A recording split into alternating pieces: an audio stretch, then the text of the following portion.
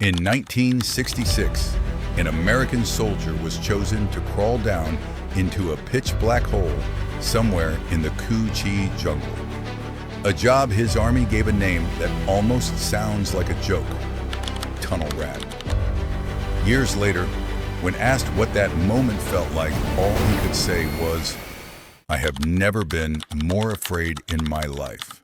Not before and not since." What he didn't know was that on the other side of that darkness, a Vietnamese soldier was sitting perfectly still in a small dirt alcove, having already waited there for hours, patient almost to the point of meditation, waiting for the exact moment he would appear. That difference is what decided the entire war fought beneath the ground. One side feared the darkness, the other called it home. In this episode, I'm taking you down, literally, into a city more than 200 kilometers long that no American aerial photograph ever fully captured, a place where the most ordinary people turn the earth itself into an unbreakable fortress. Stay until the end, because the story of a stove that once appeared at Dien Bien Phu is going to show up again here, under a different jungle more than 1,500 kilometers away, almost 15 years later, in a way that will give you chills over just how deep this nation's resilience really runs. The story of the Cu Chi tunnels doesn't begin with the Americans. It begins in the late 1940s, when troops and civilians in the villages of Tan Phu Trung and Phuoc Vinh An dug short stretches of tunnel to escape French sweep operations and hide weapons. At first, these were nothing more than simple pits, just enough space for a few people to duck into for a night. But once American forces poured into South Vietnam in the mid-1960s, and Cu Chi, just over 40 kilometers from Saigon, became one of the most heavily bombed patches of ground in the entire war. Those small tunnels grew into something no military engineer anywhere in the world had ever designed: a fully functioning underground city stretching more than 200 kilometers, running from the outskirts of Saigon almost to the Cambodian border. Down there was far more than just a place to hide. There were surgical wards for the wounded, workshops where combat engineers built weapons out of the enemy's own unexploded bombs, food stores, wells, and, almost hard to believe, even a hall big enough to screen films and put on live performances. Famous singers and performers were brought in from the city to sing for soldiers living in the dark, keeping their spirits up through months without ever seeing the sun. Every time I picture a small concert happening underground while B-52s are tearing up the earth just a few hundred meters above, I can't help but feel this is one of the most vivid images I know of from the entire war. Not desperate survival, but a community fighting to hold onto joy, onto its own humanity, in a place that should have held nothing but death. And somewhere in that underground city is a detail that stopped me cold while researching this episode, because it connects straight back to the story we told in episode 1. Remember the one problem every army hiding in the jungle can never solve? Smoke. At night, it's the glow of a fire. By day, it's the smoke itself. Either one is enough to give you away to a reconnaissance plane overhead. In 1951, during the Hoa Binh campaign, a cook named Hoang Cam invented a field stove to solve exactly that. Smoke and heat from the cooking pot were routed through a long network of underground pipes, splitting off into branches, dispersing into a faint haze that dissolved into the forest air long before it ever rose high enough to be spotted. That stove kept an entire division fed at Dien Bien Phu 3 years later. Nearly 15 years afterward, more than 1,500 kilometers south of that battlefield, the exact same principle was rebuilt underground at Cu Chi, adapted this time for a completely different war against an enemy with far more advanced aerial surveillance. In territory just a few hundred meters from an enemy outpost, pots of rice and boiled cassava kept simmering every single day without ever letting a single wisp of smoke slip through. This isn't coincidence, it's proof that a nation's ingenuity and resilience don't fade with time. They get passed down, refined, and picked back up exactly when they're needed most, generation after generation. There's one more small detail worth telling. The food that kept an entire army alive underground came, in large part, from cassava root, what's known in southern Vietnam as khoai mi.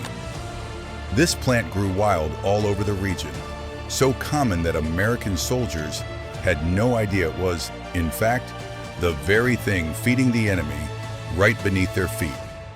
A single small cassava root, sometimes split in half or in three, shared between comrades just to get through the day. Nothing glamorous about that meal. Boiled cassava dipped in salted sesame, and that's it. But that very plainness, that near invisibility, was part of what let an entire underground city survive right in the middle of the most tightly controlled territory the enemy held. Facing this tunnel system, the American military was forced into a solution they themselves admitted was a last resort. Send the smallest men in the unit, usually under 5 feet 6 inches, down into the earth to search it out. They were given a nickname that sounds almost like a joke: Tunnel Rat. Their own self-mocking motto, written in a bit of dark Latin humor, translated roughly to "not worth a rat's ass."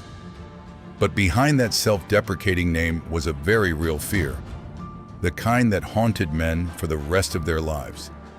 They carried nothing but a pistol, a combat knife, and a flashlight.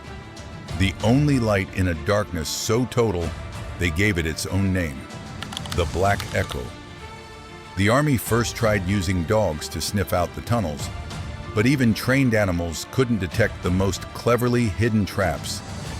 They tried tear gas grenades, but that destroyed valuable intelligence hidden below. In the end, there was only one option left: send in a man. And what waited for them down there was a network of traps designed by people who understood the enemy's psychology better than the enemy understood themselves. Sharpened bamboo stakes, grenades rigged to tripwires, venomous snakes tied down at narrow bends in the tunnel, species only a local would recognize, completely unfamiliar to any American soldier. Some sections were even built in a U-shape specifically designed to flood instantly, drowning anyone caught inside. One American veteran later admitted that the most terrifying moment of his time in the tunnels wasn't a trap or an ambush. It was hearing the quiet breathing of a Vietnamese soldier hiding just a few steps away, close enough that he thought he could almost smell him, and not daring to go any further. In that pitch-black corner, he later said, he felt like he'd become no better than the rats and rodents around him. And even so, he still didn't belong there. That's exactly the feeling the Vietnamese army wanted them to have. This isn't your battlefield. This is our home. Post-war accounts of the Tunnel War, including the well-known book that documented it in detail, describe moments like this from the Vietnamese side of that same darkness. A soldier locating a hatch just blown open above him, pressing himself into a small dirt alcove, rifle held tight to his chest, waiting. Above ground, a helicopter lands. He knows what that means. The Americans have brought in their specialized tunnel fighters. He waits in absolute silence for more than an hour before the first American soldier finally works up the nerve to approach the entrance. The tunnel there was only wide enough for one man at a time. And that Vietnamese soldier understood something the young Americans arriving that day couldn't possibly grasp yet. He and his comrades had lived in, fought in, and memorized every inch of this darkness for years. While these young soldiers, no matter how well trained, were still nothing more than lost guests inside someone else's home. That patience, the ability to sit motionless in total darkness for hours without panic, without a single reckless move, waiting for exactly the right instant, was the most terrifying weapon of all, one that no modern war machine could ever issue to its soldiers. It could only come from one thing: an absolute conviction that you were fighting on your own soil for something worth the wait. In January 1966, American and Australian forces launched Operation Crimp, the largest operation ever mounted against this tunnel system up to that point, and also the moment the term tunnel rat first entered public awareness. Allied troops described the tunnel zone as eerie and pitch black, a place haunted by that same black echo. A year later, in January 1967, they launched Operation Cedar Falls, even larger this time, determined to flatten the entire iron triangle surrounding Cu Chi. But after both operations, one blunt truth remained unchanged. The tunnel system was still there. Bombs could collapse a single stretch of tunnel, but they could never wipe out an entire honeycomb network, 4 levels deep, stretching for hundreds of kilometers. Every time American forces pulled back, the destroyed sections were dug out again, reconnected, and life underground simply continued. Maybe this is what truly terrified the Americans most. They could win small battles on the surface, but they could never defeat something they never fully saw, never fully understood, and could never completely erase. It was from this very tunnel network, built on the surface just to hide in, that the Vietnamese army quietly massed its forces right on Saigon's doorstep for months without ever being detected. And by early 1968, it was from these very tunnels that assault teams suddenly surfaced in the heart of the Saigon government's own capital, launching the Tet Offensive, a shock that rattled the entire United States and permanently changed the course of the war. A system the Americans once dismissed as a rural nuisance to be cleaned up turned out to be the launching pad for one of the single hardest blows ever struck against their entire strategy in Vietnam. So there you have it. We just went deep into a city no American military map ever fully mapped out, where a stove that once fed soldiers at Dien Bien Phu quietly resurfaced 15 years later, where a wild cassava root fed an entire army right under the enemy's nose, and where one soldier's patience, sitting perfectly still in the dark, became a more terrifying weapon than any rifle. For me, the image that stays with me longest from this episode is that American veteran's own words, how in that dark corner, he felt he'd turned into little more than a rat himself, yet still knew he didn't belong there. That, to me, is the most honest confession of who truly owned this ground. Which detail in this episode struck you the most? The Hoang Cam stove resurfacing after 15 years, or a soldier sitting silently in the dark, waiting? let me know in the comments.